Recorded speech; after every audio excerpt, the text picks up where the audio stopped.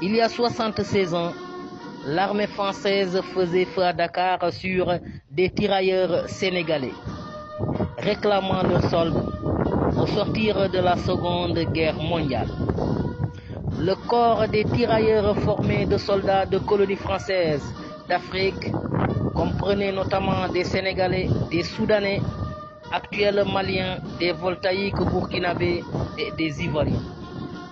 Aujourd'hui, 202 sépultures anonymes sont érigées dans le cimetière militaire de Thiaroye, situé dans la banlieue de Dakar, où sont inhumés les tirailleurs sénégalais.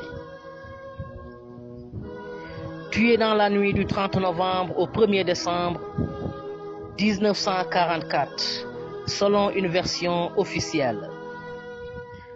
L'armée française réprime dans le sang le mouvement de protestation de tirailleurs sénégalais, soldats originaires de plusieurs régions de l'Afrique occidentale française. Ces soldats avaient pour tort de réclamer le paiement de leurs soldes correspondant à leurs années de captivité par les Allemands en France durant la Seconde Guerre mondiale. Leurs frères d'armes ouvrent le feu. Des tirailleurs sénégalais ont en effet été prisonniers de guerre pendant 4 ans en France à partir de 1940.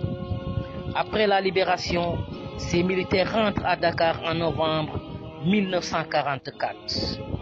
Ils doivent alors toucher leur salaire avant de retourner, pour certains dans leur pays d'origine. Devant les tergiversations de l'armée française, un mouvement de protestation est né. Les protestataires seront alors collectivement fusillés et leurs corps enfouis dans des fosses communes. Le bilan est lourd. Plusieurs morts sont enregistrés. Certaines sources évoquent 35 morts, d'autres avancent un chiffre largement plus élevé.